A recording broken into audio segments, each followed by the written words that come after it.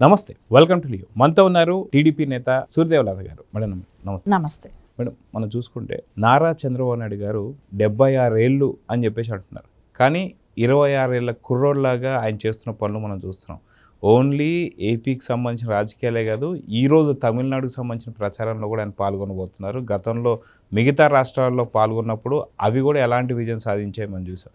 వాస్తవానికి చంద్రబాబు నాయుడు గారిని చిన్నప్పటి నుంచి ఆయన ఉన్న రాజకీయాలు కావచ్చు, ఆయన ఉన్నటువంటి ఒక సేవా దృక్పథం కావచ్చు, ఇప్పుడు ఈ స్థాయికి తీసుకొచ్చాయి. 4.0 చంద్రబాబు నాయుడు గారిని ఇప్పుడు ఎలా చూస్తున్నాం? గతంలో చంద్రబాబు నాయుడు గారికి సంబంధించిన ప్రస్థానం ఏంటంటే ఏం చెప్తారు? గతంలో నుంచి చూస్తే నారా చంద్రబాబు నాయుడు గారికి అంటే ఆయన యాక్టివ్గా ఆయన అంటారు కదా అందరూ, ఆయన నిద్రపోడు అధికారులు నిద్రపోనివ్వరు అనేది ఒక ఉంది.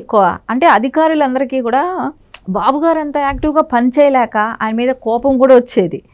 ఎందుకు బాబు గారు ఇంత ఎక్కువగా టైం కేటాయిస్తున్నారు, అంత టైంలో కూడా ఆయన అంటే అప్పుడు అధికారులు కూడా ఉండాలి కదా, పొద్దున్నే 5 గంటలకు రావటము 6 గంటలకు రావడం వాళ్ళకి కష్టం అవుతుంది కదా.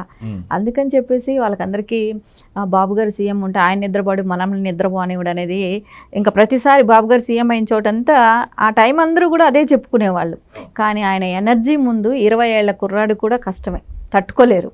ఎందుకంటే ఇప్పుడు మనం చూస్తున్నాం, మనం అంటున్నా 76 అని, కానీ నమ్మబుద్ధి కావట్లేదు 76 వచ్చిందా సార్కి అన్నట్టు. ఎందుకంటే ఆయనకున్న ఎనర్జీ ఈవేళ ఉన్న 20 ఏళ్ల కుర్రాడు అంత వర్క్ చేయగలడా అంటే ఇంపాసిబుల్, చేయలేరు. 20 ఏళ్ల కుర్రాడు కూడా చేయలేరు. మనం చూస్తున్నాం జగన్మోహన్ రెడ్డి వంగలేడు, కొబ్బరికాయ కొట్టలేడు. కొబ్బరికాయ కొట్టాలన్నా ఆ రాయిని తీసి ఒకళ్ళు పట్టుకోవాల్సి వస్తుంది, పురోహితులు పట్టుకుంటే కానీ ఆయన నిలబడుకొని కొడతాడు. అంటే వంగేదానికి కూడా ఆయన నడుము సహకరించట్లేదు. అంటే వీళ్ళు విమర్శిస్తారు బాబు గారిని. అది కూడా కాకుండా సాష్టాంగ నమస్కారం మనం చూసాం అమరావతిలో. ఈ వయసులో కూడా ఆయన సాష్టాంగ నమస్కారం పడుకొని చేసి లెగుస్తున్నారు, కింద కూర్చోగలుగుతున్నారు. మనం చాలాసార్లు చూసాం ఎయిర్పోర్ట్లో ఒకసారి ధర్నాకి కంటిన్యూగా ఎన్ని అవర్స్ కూర్చున్నారు. ఎయిర్పోర్ట్లో ధర్నా చేశారు ఆయన్ని, బయట ఎయిర్పోర్ట్ నుంచి బయట రానియకుండా. అప్పుడు వైఎస్ఆర్సీపీ ఉన్నప్పుడు అట్లా కింద అంతసేపు కూర్చోవటం అనేది నార్మల్గా ఎవరి వల్ల కాదు. అంత టైం కూర్చోవటం అనేది నిజంగా ఆయన ఒక కారణ జన్ముడే. ఎందుకంటే ఆ టైమింగ్ కానివ్వండి, ఆయన సిన్సియారిటీ కానివ్వండి. ఇప్పుడు ఎవరైనా కూడా ఫుడ్లో టెంప్టేషన్ అనేది ఉంటుంది జనరల్గా, ఇది తినేసేయాలి, ఎక్కువ తింటారో ఏమైనా ఉంటుంది. ఆయన ఫుడ్లో కూడా ఒక లిమిట్గా, ఒక పద్ధతిగా, ఒక మహర్షి. ఇంకా ఆయన గురించి చెప్పాల్సి వస్తే ఒక మహర్షి. ఒక దేశం అభివృద్ధి కోసం, ఒక రాష్ట్రం అభివృద్ధి కోసమే కానివ్వండి, ఆయన పడుతున్న తపన కానివ్వండి, మనకు ఇంపాసిబుల్. ఎవరు కూడా అలాంటి స్ట్రిక్ట్ నియమాలు పాటించలేరు. అలాంటి కఠినమైన తపస్లాగానే అనిపిస్తుంది ఆయన జీవన శైలి చూస్తుంటే. రాత్రి 12 వరకు వర్క్ చేస్తారు, తర్వాత మళ్ళీ పొద్దున 6 గంటల కంటే ప్రోగ్రామ్ వెళ్ళగలుగుతారు. మీరు చూస్తుంటారు ఎలక్షన్లో జగన్మోహన్ రెడ్డి రోజుకు 2 సభలు పెట్టడానికి కష్టపడేవాళ్ళు. బాబు గారు 3 సభలు పెట్టారు, అది ఓపెన్ టాప్ మీద ఎండలో నిలబడుకొని. ఎప్పుడు మనకి ఎలక్షన్ వచ్చేది మంచి సమ్మర్లో ఉంటుంది. ఆ సమ్మర్ టైంలో ఓపెన్ టాప్ మీద మధ్యాహ్నం పూట కూడా సభ పెట్టి ఆయన మాట్లాడగలుగుతున్నారు అని అంటే ఎంత ఆయనలో ఎంత పవర్, ఎనర్జీ, అవన్నీ చూస్తుంటే నిజంగా యువత ఈ రోజున బాబు గారిని చూసి ప్రతి విషయంలో కూడా ఒక లెసన్ లాంటి వాళ్ళే. ఆయన చూసి ప్రతి విషయం, చిన్న విషయం దగ్గర నుంచి అన్నీ నేర్చుకోవాలి. ఆయన పాటించే ఆహార నియమాలే కావచ్చు, ఆయన డెడికేషన్ కావచ్చు, ఆయన రెస్పెక్ట్ ఇచ్చే విధానం కావచ్చు. మీరు చూడండి, ఆయన ఒక చిన్న రైత, చిన్న వ్యాపారస్తుడు చెప్తున్నాడా, అట్లీస్ట్ చెప్పులు కుట్టేవాడు చెప్తున్నాడా, టీ షాప్ చెప్తున్నారా అనేది సంబంధం ఉండదండి. అదే మీరు అంబానీ గారు లాంటి వాళ్ళు చెప్తున్నారు, అదే శ్రద్ధ, అదే ఫోకస్గా వింటారు. చిన్నవాళ్ళ పెద్దవాళ్ళ అనేది సంబంధం లేదు. అంత ఫోకస్గా అయిన లీడర్ అయితే మటుకి ఇక కూడా దొరకరేమో అనిపిస్తుంది. కానీ ఆయన అంత ఫోకస్గా వాళ్ళు ఏం చెప్తున్నారు అనేది ఆయన అంత శ్రద్ధగా వింటారు. అంటే ప్రతి వాళ్ళ దగ్గర ఆయన నేర్చుకోగలుగుతాము, నిత్య విద్యార్థిగా ఆయన ఫీల్ అవుతారు. అది చూస్తే మనకు చాలామందికి ఏమనుకుంటారంటే అండి, నేనే ఇంటెలిజెంట్ అనే ఫీలింగ్ అందరిలో ఉంటుంది. కానీ ఆయన ప్రతి వాళ్ళ దగ్గర కూడా దాని గురించి వాళ్ళు చెప్తుంటే వినటం కానివ్వండి, ఆ ప్రౌడ్నెస్ లేకుండా ఉండటం కానివ్వండి, ఇవన్నీ చూస్తే నిజంగా నారా చంద్రబాబు నాయుడు గారి దగ్గర మేమందరం టీడీపీలో ఈ రోజున ఉండటం కానివ్వండి, అలాంటి వ్యక్తి దగ్గర ఒక మహర్షిలాగా, ఒక యజ్ఞంలాగా అమరావతిని చేయాలనే ఆయన తపన కానివ్వండి, ఇవన్నీ 100 ఏళ్ళు ఆయన ఇట్లాగే సీఎంగా పరిపాలించాలి, అంటే మనకు ఆయన ఆరోగ్యం సహకరించి నిత్యం ఆయన ప్రజల్లో ఇలాగే ఉండాలి. ఈ 2 రాష్ట్రాలు కూడా ఆయన రాజకీయ పరంగా అందరినీ అభివృద్ధి పరంగా తీసుకెళ్ళాలి. ఈ రోజున చూస్తే తెలంగాణలో కూడా పార్టీలో ఉన్న వాళ్ళందరూ కూడా చాలా సంతోషంగా టీటీడీ దేవస్థానమైన వెంకటేశ్వర స్వామి టెంపుల్లో జూబ్లీహిల్స్ లాగు టెంపుల్కి వెళ్ళి అక్కడ పూజలు చేసి ఆయన మీద అర్చనలు చేసి అక్కడ నుంచి కార్లు 2 వీలర్స్ మీద ర్యాలీగా వచ్చి ఇక్కడ 76 అడుగుల కటౌట్కి పూలాభిషేకం చేసి తర్వాత కేక్ కట్ చేసి అందరూ కూడా బాగా గట్టిగా సెలబ్రేట్ చేసుకోవటం జరిగింది. ఇప్పుడు ప్రతిరోజు ఎప్పుడు బాబు గారిని తలుచుకొని ఇన్స్పిరేషన్గా పనిచేస్తుంటాం. కానీ ఈ రోజున ఆయన బర్త్డే రోజున ఇంకా సంతోషంగా కూడా అందరం కూడా ఒకేసారి కలవటం కూడా చాలా సంతోషం అనిపించింది. ఇంకోటి బాబు గారు ఈ రోజు మీరు చెప్తున్నారు కూడా కదా, తమిళనాడులో ఎలక్షన్కి ప్రచారం అంటే ఎండలు కూడా ఎలా ఉంటాయో మీకు తెలుసు. అంత ఎండల్లో కూడా సొంత రాష్ట్రంలో పనులు చూసుకోవాలి, పక్క రాష్ట్రంలో ఎలక్షన్ క్యాంపెయిన్కి వెళ్ళాల్సి వచ్చింది. ఆయన బర్త్డే అని చెప్పి ఎక్కడ అశ్రద్ధ చేయలేదు. ఎందుకు అందరినీ కలుస్తా కొంచెం ఎంజాయ్ చేద్దాము అన్న ఫీలింగ్ కూడా లేదు. చూడండి, వెళ్ళి వర్క్ ముందు ఏది ఇంపార్టెంట్ కాదు, నిత్యం పని చేయటమే. ఆయనకు ఒక సాటిస్ఫాక్షన్ ఏది లైఫ్లో ఎంజాయ్ చేస్తారు ఏంటి అని అంటే ప్రజలను చూడటం, ప్రజలతో మమేకం అవటం. ప్రజల్ని ఎంత ఎక్కువ మనం కలవగలిగితే ఆయన అంత హ్యాపీగా ఉంటారు. మీరు చూడండి, ఎప్పుడు కూడా నారా చంద్రబాబు నాయుడు గారు అధికారం ఉండి లేకపోని ఆయన ఎప్పుడు ఇంట్లో ఉండరు. ఎప్పుడు ప్రతినిత్యం ప్రజల్లోనే ఉంటారు. అలాంటి లీడర్లు ఇప్పుడు ఎవరున్నారో చెప్పండి. మనం ఇప్పుడు ఎగ్జాంపుల్ చూస్తున్నాం జగన్మోహన్ రెడ్డిని. అధికారం ఉన్న ఇంట్లోకి వచ్చేస్తాడు, అధికారం లేనప్పుడు ఊరికే ప్రజల దగ్గరికి వెళ్ళి పాదయాత్ర అన్నట్టు ఉంటారే. కానీ ఇప్పుడు మనం చూసాం 2 ఏళ్ళు అధికారం కోల్పోయాక ఎక్కడ బయట వచ్చాడు, 2 నెలలకు ఒకసారి వచ్చి ప్రెస్ మీట్ పెడుతున్నాడు. అవును.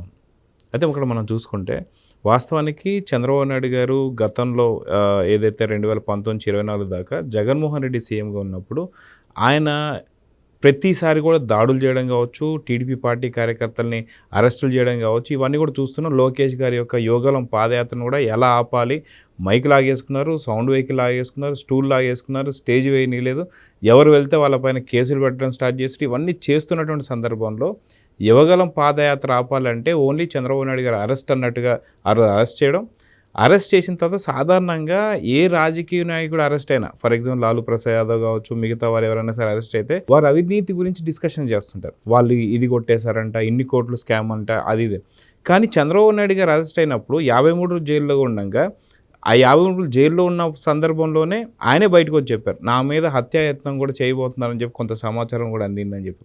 కానీ చంద్రబాబు నాయుడు గారు అరెస్ట్ అయినప్పుడు దేశం మొత్తంలో దాదాపు ప్రపంచం మొత్తంలో 90 దేశాల నుంచి బయటికి వచ్చి నిరసనలు అవన్నీ చూసాం. పక్క రాష్ట్రం అయినటువంటి హైదరాబాద్కి వెళ్తేనే వాళ్ళు మీ రాష్ట్రంలో చూసుకోవని చెప్పేసి అన్నటువంటి ఒక కేటీఆర్ గారు చూసాం. ఇప్పుడు ఆ పార్టీ ఎలా భూస్థాపితం అయిపోయిందో మనం చూస్తూ వస్తున్నాం. సో మొత్తానికి చంద్రబాబు నాయుడు గారు అరెస్ట్ అయితే ఎవరికి సంబంధించినా సరే అవినీతి బయటపడుతుంది. కానీ ఈయన నీతి నిజాయితీ ఇవన్నీ బయటపడ్డాన్ని ఎలా చూడాలంటే మనం చూసాం, అరెస్ట్ అయినప్పుడు కొన్ని లక్షల మంది ఆయన గురించి బాధపడ్డారు. ప్రతి రాష్ట్రంలో కూడా ధర్నాలు చేయటం కానివ్వండి, నాట్ ఓన్లీ తెలుగు రాష్ట్రాలైనా, ఈ 2 కాదు మొత్తం రాష్ట్రాల్లో జరిగే, తమిళనాడు కానివ్వండి, కర్ణాటక కానివ్వండి, ఢిల్లీలో కానివ్వండి, ఇలా ప్రతి రాష్ట్రంలో, మహారాష్ట్రలో కూడా జరిగింది. ఇవన్నీ మళ్ళీ విదేశాల్లో కూడా జరిగింది. కానీ ఇంత బాబు గారి గురించి ప్రతి వాళ్ళు ఆయన ఇంజనీరింగ్ కాలేజెస్ ఇచ్చిన దాంతో నేను చదువుకొని ఈ రోజున ఇలాంటి ఉద్యోగం చేస్తున్నాను. పేరెంట్స్ కూడా పార్టిసిపేట్ చేశారు. మా పిల్లలు ఈరోజు ఇంత సాఫ్ట్వేర్లో ఉద్యోగాలు చేస్తా ఇన్ని లక్షలు సంపాదిస్తున్నారు అని అంటే బాబు గారు చలవే. మా పిల్లలు ఈ రోజున విదేశాలు వెళ్ళి వాళ్ళు సెటిల్ అయ్యారు అని అంటే అది బాబు గారు చలవే. ఇలా ప్రతి కుటుంబంలో కూడా అన్ని కుటుంబాలు కూడా బాబు గారి మూలాన ఏదో ఒక రకంగా లబ్ధి పొందిన వాళ్ళే. అంటే ఆయన ఇంతమందికి చేశారా, ఇన్నేళ్ల రాజకీయ జీవితంలో ఇంతమందికి ఆయన సర్వీస్ చేశారా, ఇంతమంది గుండెల్లో ఉన్నారా అనేది అయితే యావత్ ప్రపంచం చూసింది. ఆయన ఇంత హక్కును చేర్చుకున్నారు. ఇప్పుడు ఏ నాయకుడైనా జైలుకి వెళ్తే డిబేట్లు కానీ ఏముంటాయి, ఇంత కాజేశారా అంత కాజేశారా అనేది ఉంటుంది. ఆ రోజున టీవీ ఛానల్స్ అన్నీ కూడా అక్కడ ధర్నా జరుగుతుంది, ఇక్కడ ధర్నా జరుగుతుంది.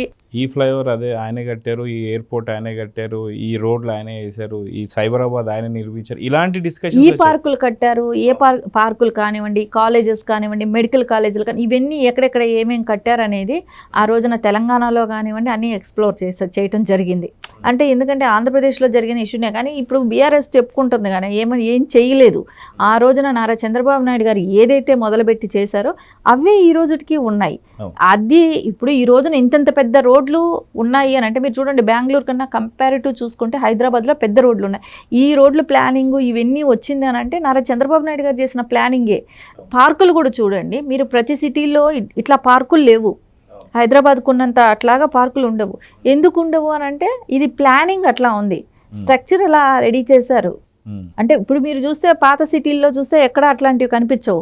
కానీ కొత్తగా ఎప్పుడైతే తెలుగుదేశం గవర్నమెంట్ కానివ్వండి ఎప్పుడు అధికారంలో వచ్చిందో అప్పటి నుంచి మీరు చూడండి, మొత్తం పార్కులు కానివ్వండి, రోడ్లు కానివ్వండి, మీరు కాలనీలో రోడ్లు కూడా చాలా వెడల్పు ఉంటాయి ఇక్కడ.